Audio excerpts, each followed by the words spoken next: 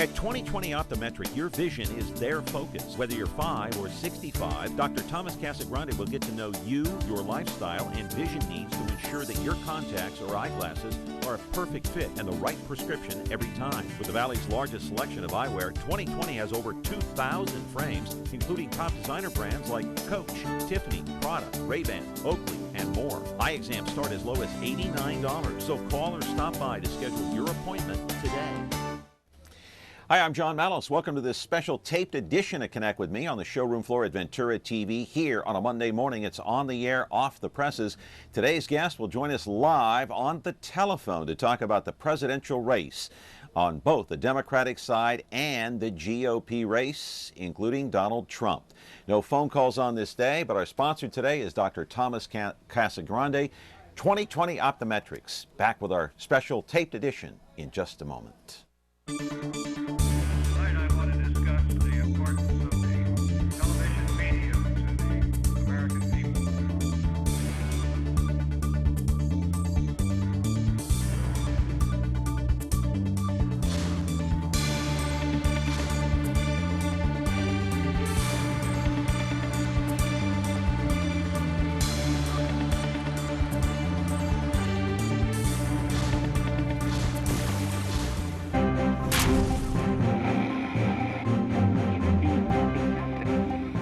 All right, as usual on a Monday morning, it is on the air, off the presses. The only difference is this is a special taped edition of Connect With Me on Me TV Fresno. On this day, we're here from 10 to 11 o'clock in the morning. We'll have a special live guest on the telephone from Texas talking about the presidential race, and I'm sure you'll be pleasantly surprised as to who it is. Can't wait to delve into this show. But anyway, a couple of programming notes. This show is on tape, so no phone calls. But tomorrow we're going to be back live, and it'll be Ken Workentine. He is the executive director for the Valley Center for the Blind right here in the Central Valley. We'll talk about that. And then on Wednesday, back live again with our guy Dennis Hart to run down what happened in Ohio and Florida in the presidential race. On Thursday, another political show.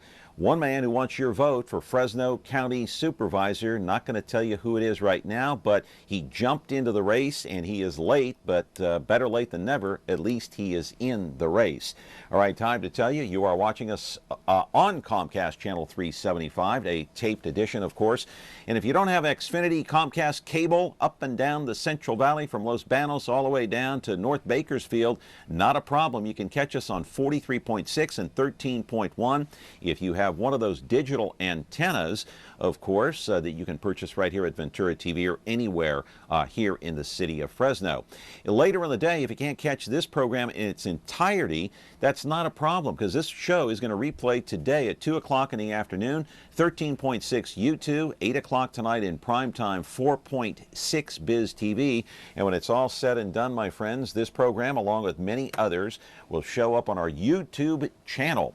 And it'll be there 24/7 a day or two later, and shows that you can view dating all the way back to April of 2012 when we started this program some 4 years ago here on Connect With Me on Me TV Fresno. Okay, time to get to the meat of our program, and that is the presidential race. And one man who has his finger on the pulse is John Gibson of Fox News Radio. This is a guy I used to work with in Sacramento many years ago. He worked for NBC News. He worked for the Fox television news channel. He is now a host on Fox News Radio. He has his own radio show 3 hours a day on the radio. Recently, he interviewed Karl Rove, a former George W. Bush operative, of course, in the White House. Here is John Gibson and his radio program, just a sample of what you might be hearing if you tune in to the Fox radio channel and John Gibson. Broadcasting live from the epicenter of the American liberal media complex, New York City. Prepared to entertain the hell out of you. Hey everybody, it's John Gibson, and I'm joined by a big-time radio star. We wanted to have him yesterday, but he was otherwise occupied filling in for another big-time radio star. Who, the hell with that. If you don't mind, will go nameless today because we're on opposite him. Karl Rove joins me now in the studio. Karl, of course, is a Fox News contributor. He is an author of big fat books, and he was the former senior White House advisor in the Bush administration. Carl, welcome to the program. John, thanks for having me. But big fat book. I mean, that makes it sound like it's sort of a Michael Moore thing. It was a huge thing. Oh, it's a quick read though. I mean, pick it up. And I'm not suggesting that it's not a good read. Hey, I like you better without the beard. I meant to compliment you. You don't look like the mountain man. Yeah, well, the beard. I was trying to improve my ugly face, and it just made it uglier. So I decided I'd go commando on the face. There we go. So I got to ask you. We got Carl for a little while today, so we're gonna go over a bunch of stuff. And is this a free for all day that people want to call and ask him a question? Angry Rich, they can. Sure thing. Forget it. You can't. Now it is 888-788-9910. I got to ask you about the 14th Amendment.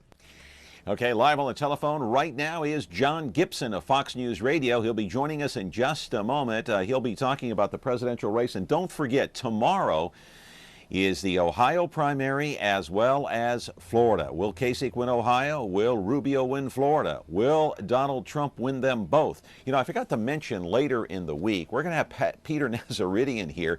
He is our resident family therapist. He might talk about the two Donald Trumps.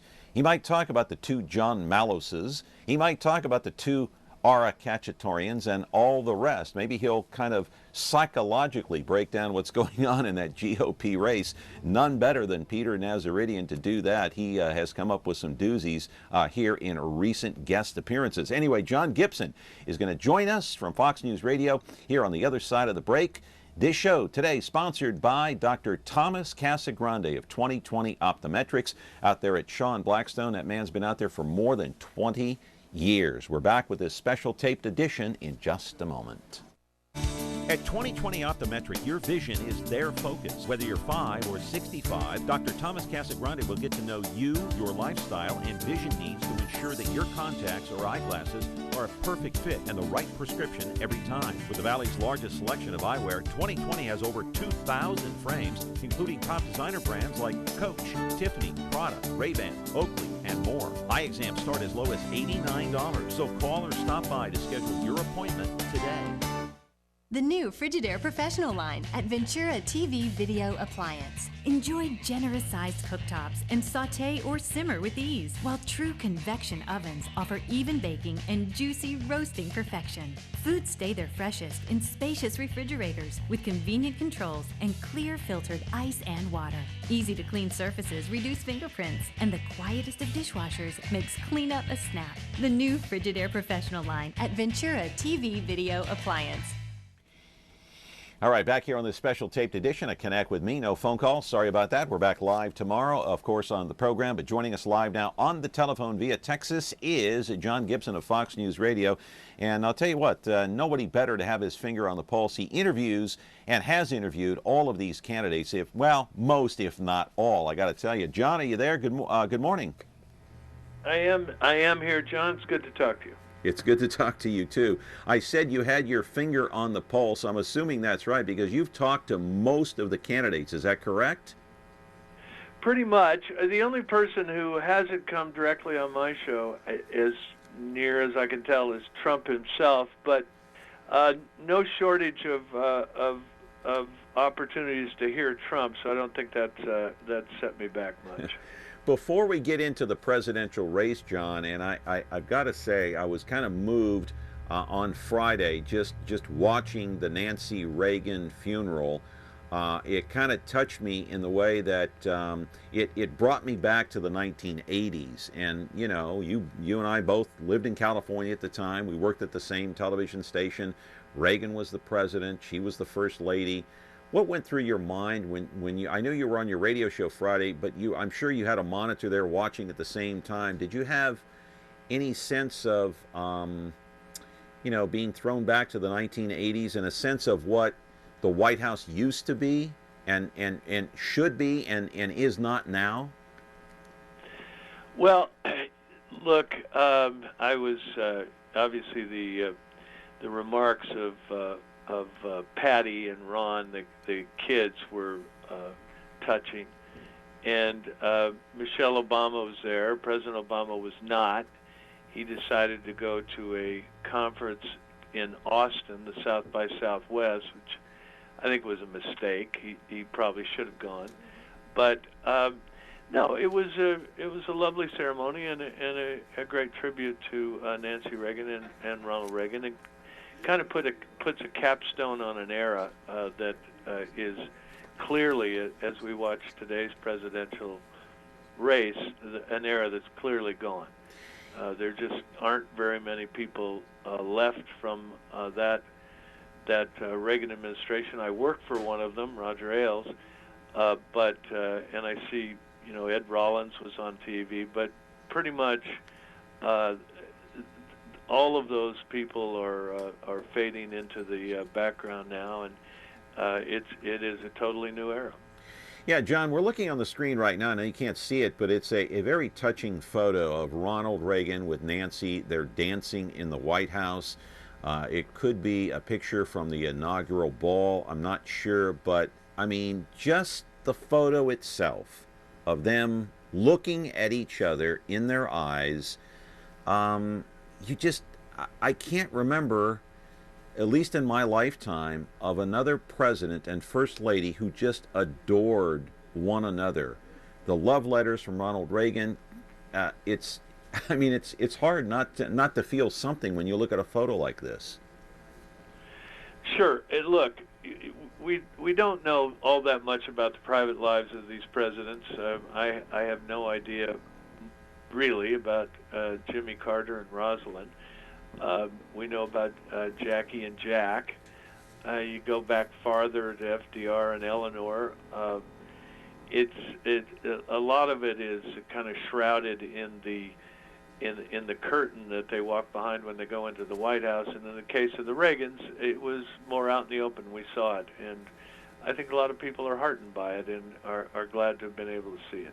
I want to ask you briefly, and we're kind of getting off topic here a little bit, but President Obama deciding to skip the funeral of Nancy Reagan, of course, and he also decided to skip the funeral of one Antonin Scalia, who recently passed away, Supreme Court Justice. Why do you think that is? Is it ideology getting in the way? What is it, John, in your opinion?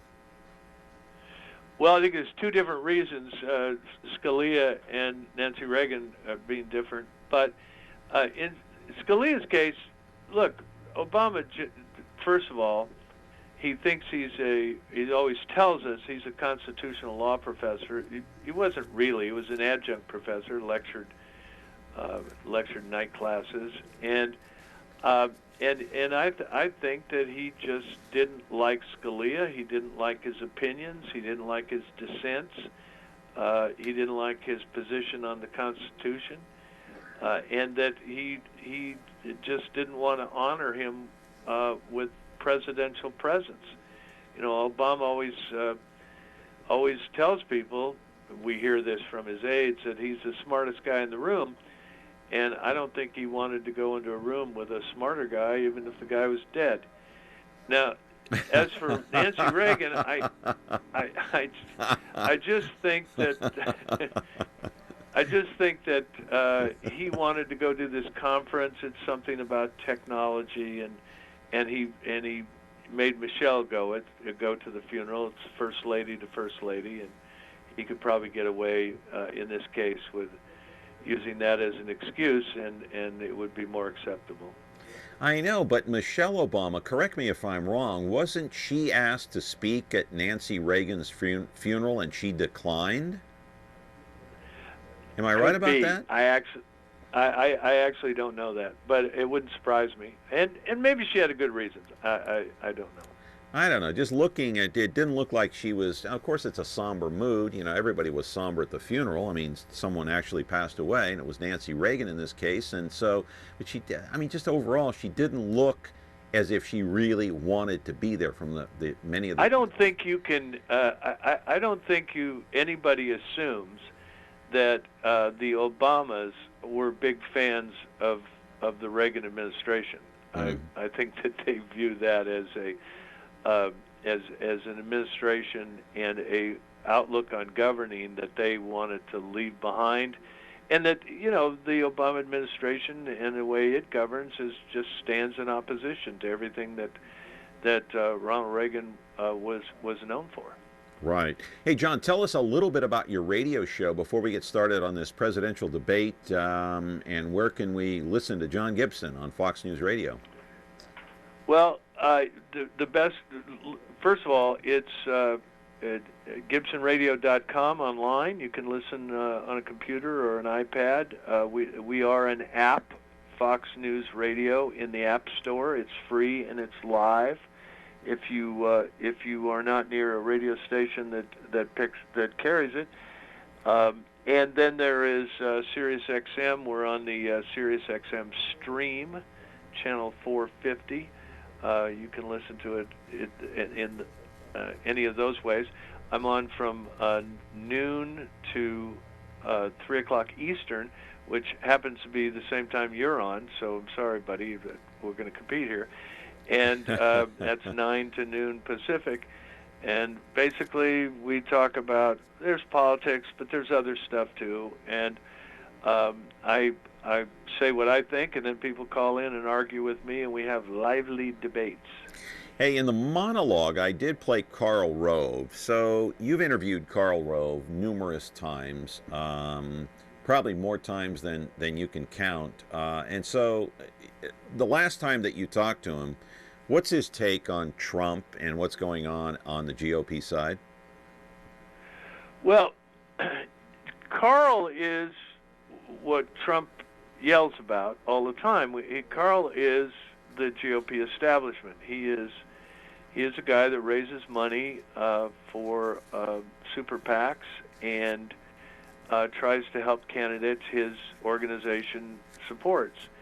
And he's an analyst of what's going on in the voting public, analyzes polls, and more particularly analyzes turnout and what is happening state by state, county by county, precinct by precinct.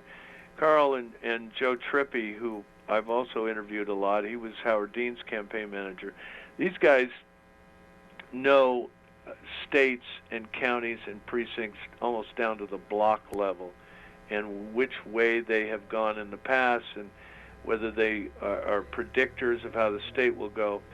So when you listen to them and their expertise on, what state is strong for Democrats, what state is strong for Republicans, tends to work out. Now, what they've all acknowledged, both Trippi and Karl, is that Trump has kind of scrambled the old equation. He is drawing some Democrats in. There are Republicans who, at least at this point, find him abhorrent and jump to the other side. So there are a lot of things about Trump in this race that kind of upset the apple cart as far as these analysts go. This typical state, for instance, typically you would not expect a Republican to win New Jersey or New York. Trump thinks he can, and maybe will. And guys like Karl Rove are the ones who analyze that. Now, in this current climate, the GOP establishment, Karl Rove and others, have been think that Donald Trump is going to be a disaster for the Republican Party, so they have been organizing to try to stop him. It hadn't worked, and it doesn't look like it's going to work. And so Rove, in particular, since you ask about him, has had to adjust his thinking and start analyzing this from the point of view of what if Donald Trump is the nominee.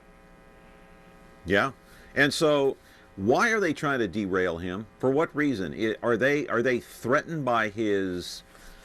Do they feel like they're going to lose the base, the power base that they have? Are they threatened that they're going to lose their power in the Republican Party? Well, there's two things. One is I think he'd lose to Hillary, and that, in a way, they'd almost prefer to lose to Hillary and be able to regroup the Republican Party. But what they really think about Donald Trump as a Republican is he's not a conservative. They look at his history and they look at the positions he's taken in the past, even things he's saying in the current campaign. When he speaks up in favor of Planned Parenthood, alarm bells go off on the Republican side. When he talks about universal health care, red lights and sirens go off.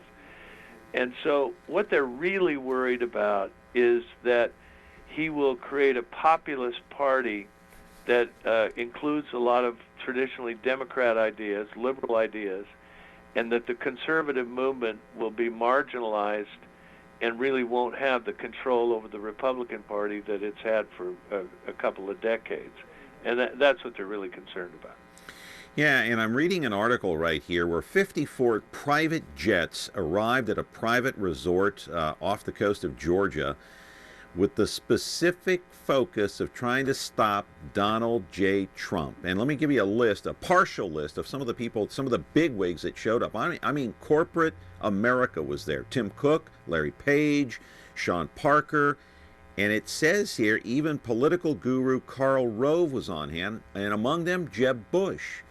Did this really happen? And if so, do you know the outcome of this so-called private meeting with all these bigwigs? Oh, it absolutely happened. And the outcome was a debate you saw Thursday night. The three candidates who were invited to meet with Jeb Bush were Kasich, Rubio, and Cruz, not Donald Trump. And it appears, I had a caller on my show on Friday say, it looks like the three of them got jebbed. They basically went soft, they were flat, they were low energy, and I think there's something to that. I think that at that meeting, it's called Georgia Sea Island, I think. Yeah. They were basically all talked into dialing it back. Don't be yelling at Donald Trump. Don't be, talking about his tanning, his skin tanning, or any of those other personal things they talked about. And they got boring.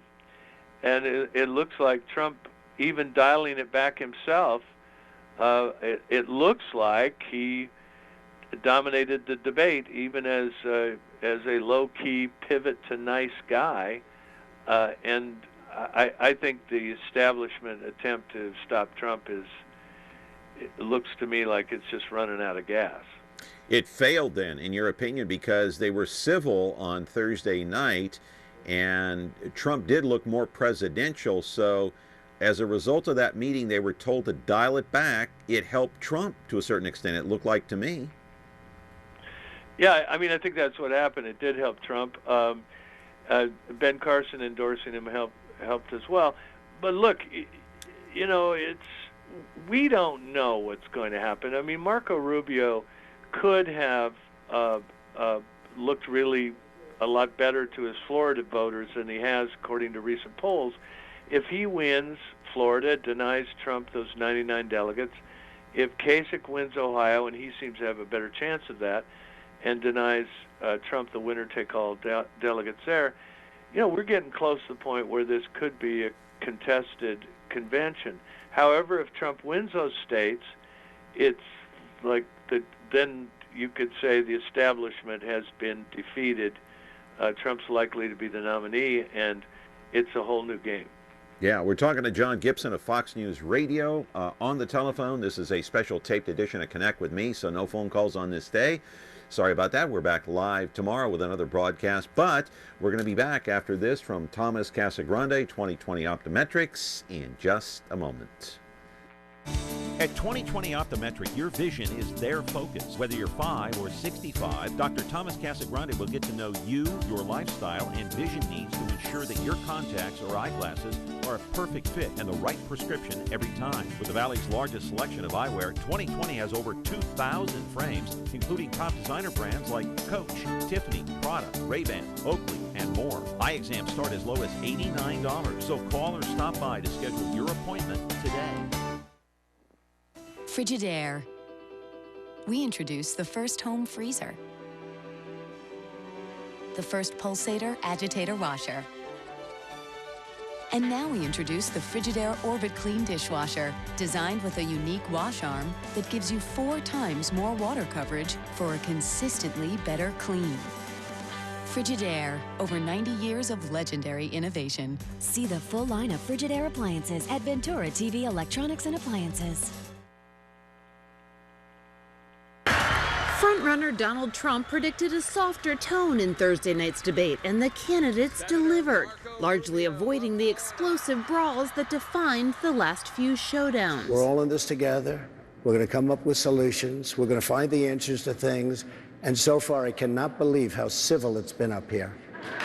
Still, it was a debate, and there were moments of contention, one of the most notable when Trump defended his claim that Islam hates the United States. Did you mean all 1.6 billion Muslims? I mean a lot of them. I mean a lot of them. But there's tremendous hatred, and I will stick with exactly what I said. Florida Senator Marco Rubio criticizing Trump, insisting his comments weaken American interests. The problem is presidents can't just say anything they want. It has consequences here and around the world. You can be politically correct if you want. I don't want to be so politically correct. I like to solve problems. We have a serious, serious problem of hate. I'm not interested in being politically correct. I'm interested in being correct. Rubio, who faces a make-or-break moment in his home state primary Tuesday, seemed to score points with the South Florida audience when he went after Trump on his somewhat wishy-washy position on relations with Cuba. I would probably have the embassy closed until such time as a really good deal was made and struck by the United States. All right, first of all, the embassy is the former consulate. It's the same building, so it could just go back to being called the consulate. We don't have to close it that way. On the issue of a good deal, I know what the good deal is. I'll tell you what the good deal now is already codified. Here's a good deal. Cuba has free elections. Cuba stops putting people in jail for speaking out. Cuba has freedom of the press. Texas Senator Ted Cruz jumped in too, questioning Trump's grasp of foreign policy and his political allegiances. There's a real difference between us. Donald supported Hillary Clinton and John Kerry. And what he said right now is that he agrees in principle with what they're doing. The only thing he thinks is that they should negotiate a little bit better deals. Repeatedly portraying himself as the party's last best chance against Trump, Cruz made this lighthearted offer when asked how he might win over his rival's supporters. What will you do to take his very passionate supporters and keep them from bolting the convention and sabotaging the fall election? Well, look, there's some folks in Washington. Donald, you are welcome to be president of the Smithsonian. Ohio Governor John Kasich, for his part, again stayed above the fray. I've tried to be positive in such a way as to show my record, my accomplishments, my vision, and I wanted to raise the bar in presidential politics. The ultimate test of the candidates' strategies comes on Tuesday's 5-state round of voting. In all, 367 delegates will be at stake, including Florida's winner-take-all prize of 99. Kelly Daschle, Associated Press. All right, and that was the GOP presidential debate, a much calmer debate, no explosions on Thursday night from Florida. And so, John, let me ask you this question here. How do you think Donald Trump's supporters, those who have voted for him thus far, they haven't voted in Ohio or Florida yet, of course that takes place tomorrow, how do you think that makes them feel, even the voters who have yet to vote for Trump and they're going to go out and vote for him, how does it make them feel that the establishment is against Trump and basically against what the voters are doing, voting for Donald J. Trump? Well, first of all, those people are mad at the establishment. They're mad at establishment Republicans. They're mad at D.C. Republicans. They're mad that the Republicans haven't been able to stop Obama. They're mad at Obama. So they just see it as further sign that the establishment is on the run. It's in the descendancy. Its power is waning away, and that they have taken over the party by backing Trump.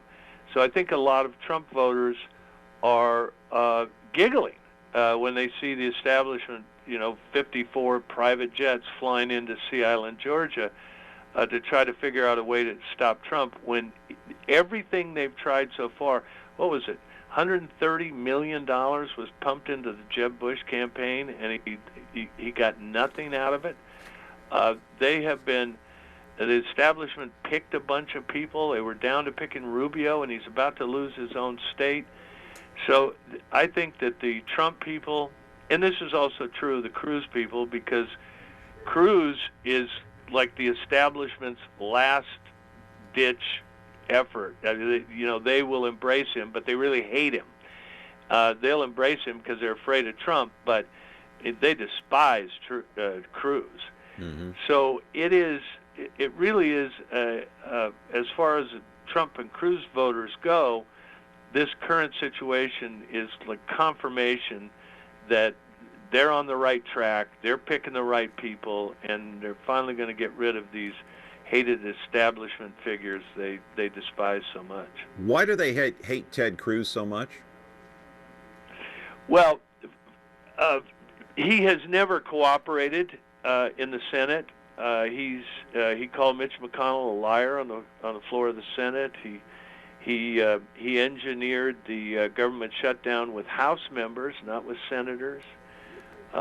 There were all kinds of things that Ted Cruz did in the Senate that establishment Republicans just came to despise him for, and part of it is he didn't like them, and made no bones about it in public, and made a lot of noise about it.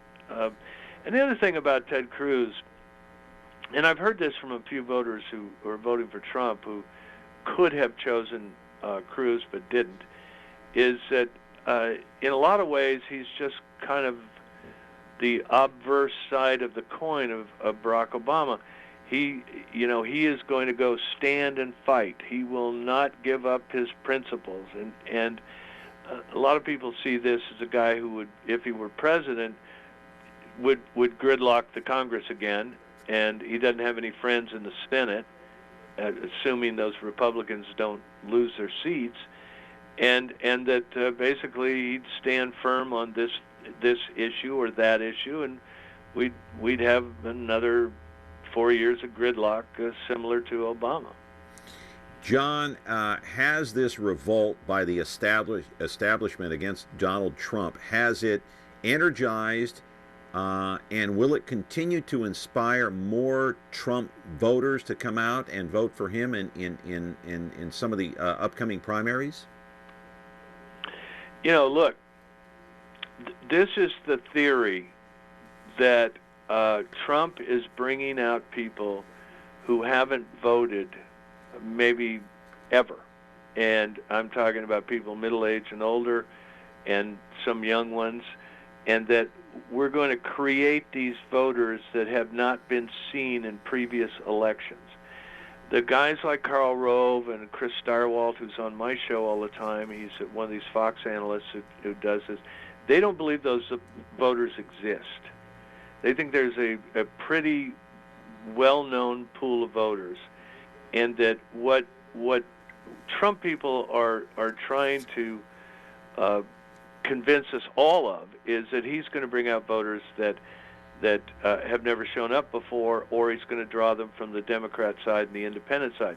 Now, the latter two, Democrats and independents, yeah, he is drawing some. There's evidence in both Massachusetts and Pennsylvania, big Democrat states, that Democrats are re-registering as Republicans to vote for Trump. 46,000 in Pennsylvania, according to the latest figures, 20-some-odd thousand in Massachusetts. Okay, that's fine. He's bringing new voters in there. The real question is, if it's a Trump candidacy and you've got Latino voters voting against him en masse, you got black voters voting against him en masse, you got young single women voting against him in big giant waves, can he find these other voters to overcome that deficit when these other voters, according to the experts, are ghosts? They don't exist. Now, I kind of think the experts may be shown to be wrong here, that there are a lot of people. I mean, we have, voter participation rate of, about 50%, sometimes lower, sometimes higher. It seems like there might very well be untapped voter blocks out there who could come out for Trump. But this is what we're going to see. Right now, some of this is, educated guesswork, and it's hard to tell what's really true until we have the election in November. Yeah, Trump keeps saying, I have not only have I brought out new voters, I'm going to continue to do that in these other states like Ohio, Florida, California, New York, New Jersey. We've yet to see what's going to happen there. Explain what'll happen. We got to go to break again, but before we do, Ohio and Florida tomorrow. You kind of touched on it earlier. You know, if Trump doesn't do well in Ohio or Florida, we could have a brokered convention.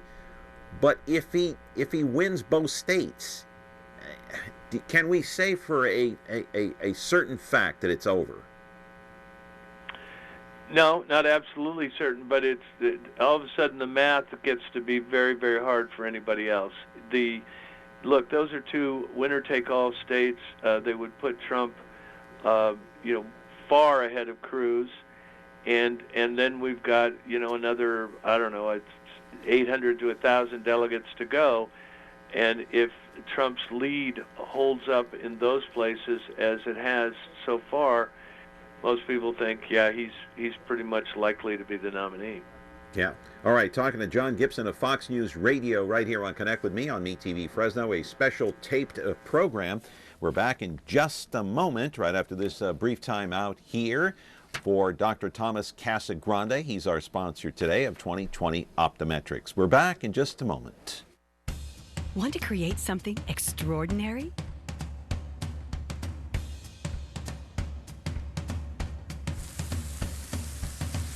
Create perfection.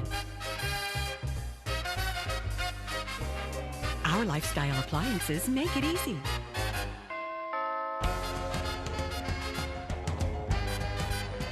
KitchenAid, Ventura TV appliance, and you, when only the best will do.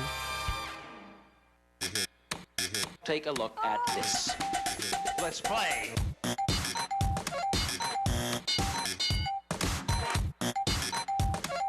This is too hip for you. I'll slow it down. Let's play. Watch all your favorite classic game shows on Buzzer TV, KVBC Digital Channel 13.7.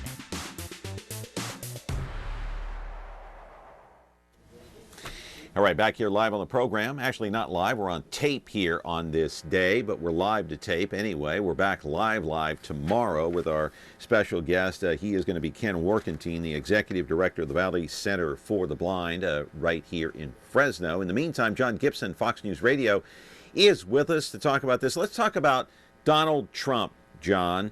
And he has been criticized for not having any specific plans. Let's talk about the comment that he made to CNN just recently, a few nights ago, last week. He said that Islam hates us. He made that comment during an interview with Anderson Cooper. He mentioned it again on the Thursday night debates. What do you think he means by this, and what will he do, and what can he do as president?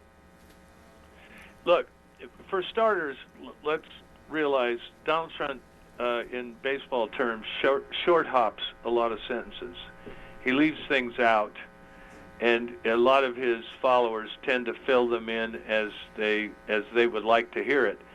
You know, what Donald Trump means is that Islam, there is a branch of Islam we call radical Islam that does hate us, and by us, he means, and we understand it to mean, not only America, but Western Europe. Look what's going on with the immigrants coming into Western Europe, who no sooner get there than they declare they're going to kill all the infidels and bring Sharia law to Sweden and Denmark and Norway and Germany and places like that. So he's talking about that, and this has to do with his claim that he would bring a halt to Muslim immigration to this country until we can thoroughly vet the people who want in, who do practice Islam. Now, that's the long explanation that touches all the bases of correctness, not political correctness, but correctness. And when Trump just says the short version, everybody starts howling. They start screaming, "Oh, he's discriminating against people based on their religion," which he is. He'd be a lot better off saying, "I don't want anybody from Syria. I don't want anybody from this country. I don't want anybody from that country." They're Muslim countries. We know what he means. but he'd be better off identifying them geographically than by religion. Well, then why Having said that, why doesn't he do that? because he knows, he's not stupid. He knows there are millions of people out there who are potential voters who saw the Paris attacks and the San Bernardino attacks and saw President Obama's reaction to them, limp and wimpy, and say to themselves, somebody run for office who I can trust to actually try to stop this. And I'm telling you, I firmly believe there's one more terror attack in this country before November 8th. Trump will be president. You could just start putting the gold letters up on the White House. That there are two things that Trump hits really hard and that strike really home or deeply home to his audience. One is these trade deals that tend to put American working class people out of work, and the other is just open immigration that not only come and take people's jobs, immigrants come and take jobs, but the threat that terrorists sneak in with them. And those two things are the basis of Trump's appeal to all of these people who are rushing out to vote for him. What does Donald Trump mean when he says that he's going to make Mexico pay for the wall? He said basically that we're going to put a tax on Mexico, and that's how we're going to get the money out of them. What does that mean, John? Who knows? You have to. You know, one of the things about Donald Trump is he's sort of a Rorschach test. He says something, and there's a blob on the piece of paper, and you try to figure out what it means. So, okay, this is what I think he means. I have no idea if he could pull this off, but we have $58 billion flowing to Mexico in a trade imbalance. Mm-hmm. He can sort of stand in the pipeline and say, I'm peeling some of this off. I need $10 billion to build a wall. You got 58 flowing in your direction. We're going to take 10 of it, or 15 of it, or 20 of it to build a wall. I mean, that seems to be the basic concept. How that works beats me. Yeah. I'm not sure he knows. Yeah. But he insists that he's going to do that or something like that. And do we know what his health care plan is?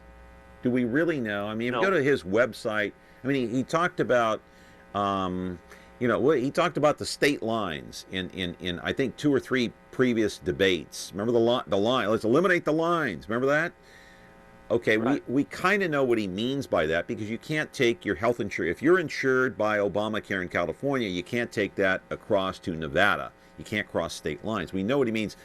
But does he have a specific plan on how that's going to work? Not that I know of. Look, insurance generally is regulated and overseen by state insurance commissioners. So he would have to somehow nationalize insurance. He talks about something that's very similar to Bernie Sanders' universal health care, but very vaguely talks about it. No, look, the present problem with Obamacare is, people have insurance, but their deductibles are so high they can't actually use it. And even the architect of Obamacare, Zeke Emanuel, Rahm Emanuel's brother, has admitted this on television. No, we've got a little problem here. The deductibles are somebody has a $6,000-$7,000 a year deductible. Well, they can't go get a colonoscopy that costs $2,500 because they'd have to pay the entire amount. And so Trump has some idea, I can't tell you what it is, some idea to kind of erase the problems that have popped up with Obamacare. And as far as I know, it's kind of a blue sky promise. I don't think anybody knows exactly what he's planning to do. Yeah. Quickly, John, just 2 quick topics here, and then I want to get into Ben Carson and go to the Democratic debates as well and talk about Hillary and crazy Bernie. Donald Trump was pressed by the moderator Jake Tapper on CNN the other night on his contributions to violence taking place at his rally. We know one of his supporters punched a protester just recently. Donald Trump himself said, "I'd like to punch a protester right in the face," knocked the crap out of another. He has actually been quoted as saying this. You know, we constantly hear Donald Trump, get him out of here, get him out of here, when we see a protester rise up. Do you think that he contributes to some of the violence or some of the protests that takes place at his own rallies? Probably. I mean, you know, it's a little hard to directly connect that thing where he said he'd like to punch that guy in the face. You know, if you listen to the whole soundbite, he's talking about a guy who was starting a fight in the crowd, and the cops were hauling him away, and Trump was. He goes, yeah, look at him. He's waving. He's high-fiving. He thinks he's done a good thing here. I'd like to punch him in the face. Well, that was in February. Can you connect it directly to the other day when that 76-year-old guy punched that black guy who was being let out? Probably. I mean, I think Trump's going to have to dial it back because he's already been attacked over this taking the pledge. You know, I pledge I'll vote for Donald Trump. Everybody raise your right hand. And a still picture or two of that makes it look like a Nazi rally. And so these kinds of things are going to be used by the Democrats and Hillary to attack him, and he probably is going to have to dial that back because ultimately I think it would hurt him. All right, quickly also, in Friday's Fresno Bee, Reince Priebus, the Republican National Committee chairman, says this party is going to support the nominee, whoever it is, 100%. Do you believe that statement? Well, if you subtract the Republican establishment who's still bitter about Donald Trump. I mean, look, Lindsey Graham said, "Oh, if Trump's a nominee, I'll vote for him. I'll buy a ticket on the Titanic." Yeah. That's their attitude. That yeah, they'll support him. The question is, and the RNC will support the candidate enthusiastically, but will everybody else support the candidate with a sullen attitude or enthusiastically? I think if it's Trump, they'll be sullen. All right. I want to put up a picture of Ben Carson. You know, I like Ben. Very soft-spoken guy. Probably the smartest guy out of all the candidates, Democrat and Republican. There's no question about it. How many brain surgeons do you know, right? So this guy gives Donald Trump support. He was on your radio program last week. He gave you indication that he was going to support Donald Trump. What do you make of all this, and how much impact will it have? Will it make a difference? I think it will make a difference because there are people who think that Donald Trump is just a little too wild for their taste. Ben Carson wrote a piece in the Washington Post describing what Donald Trump would have to do to close the deal on the nomination. And the number one thing was dial it back a little bit, be less flamboyant, controversial, confrontational. And that's what we saw in the debate. So I think there are people who like Ben Carson a lot and place value in his judgment, and if he endorses Donald Trump, they'll feel better about voting for Donald Trump. So yeah, it makes a difference there. And I think it also makes a difference in moderating Trump's behavior. Ben Carson said there are two Donald Trumps. There's this one you see on TV at these rallies, and then there's the guy backstage, and the guy backstage is quiet, thoughtful, reasonable, will discuss things with you, listens to what you have to say, takes it into account, so forth. And that, Ben Carson thinks, and I agree, needs to be what people see in order for Trump to proceed and actually get the nomination.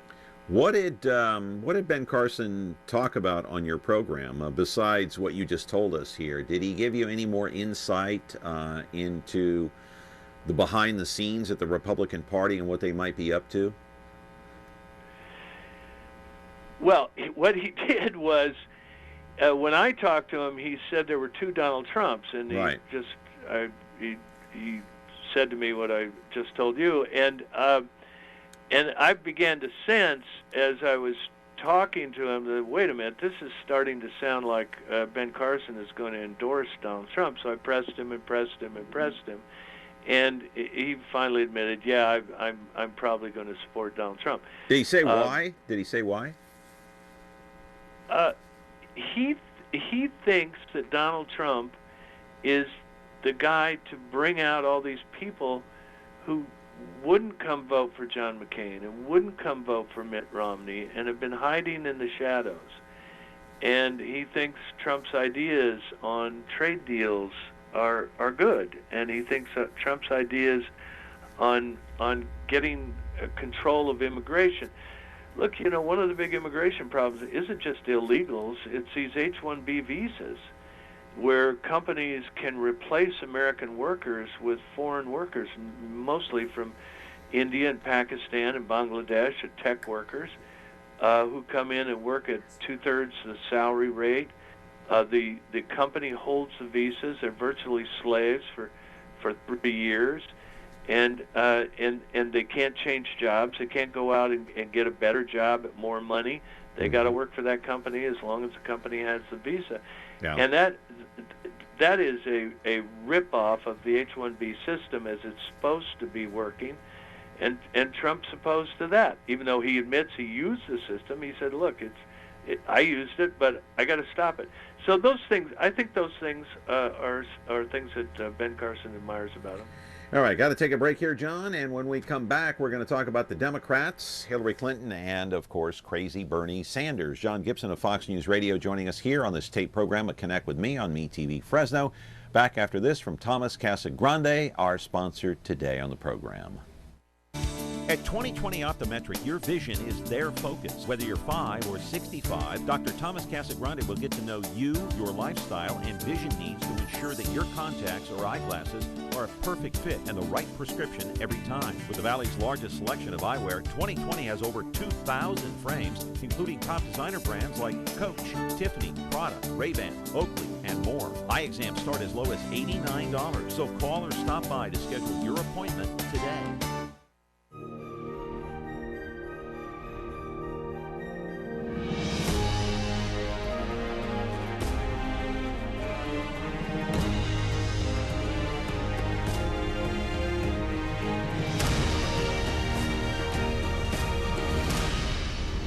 You can find movies on over-the-air channel 13.3.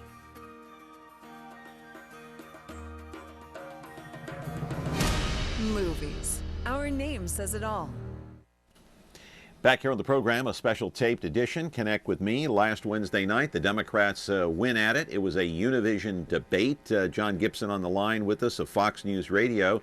And these two were not very civil to each other, and especially Bernie hitting hard on, those corporate donations, the speeches, the transcripts. So let me ask you something. Jorge of Univision, John, and you probably know him, you probably met him, I'm sure. He asked a very pointed question toward Hillary Clinton. He asked about the emails and asked her, does she think she's going to be indicted? Her answer was, she was insulted. She goes, I'm not even going to answer that question. In your mind, from the people that you've talked to, all the experts you've had on your show, is there any indication that this Obama administration is actually going to indict Hillary Clinton, a Democrat? Well, you got to back up a little bit. There's two steps there's one step before you get to an indictment. The FBI is doing an investigation. And at the conclusion of their investigation, they make a referral or recommendation. If they refer to the Justice Department for an indictment, the Justice Department lawyers can still say, well, no, we're not going to go forward with this. We don't like the case, or we don't think there's enough evidence, or whatever. But the referral itself would be a major blow to her campaign. So first thing to watch is the FBI. What did they do? Now, if they referred for an indictment or recommended a grand jury or anything along those lines, then you got to watch the Department of Justice. I think that DOJ is a political operation of the White House. It certainly was under Eric Holder.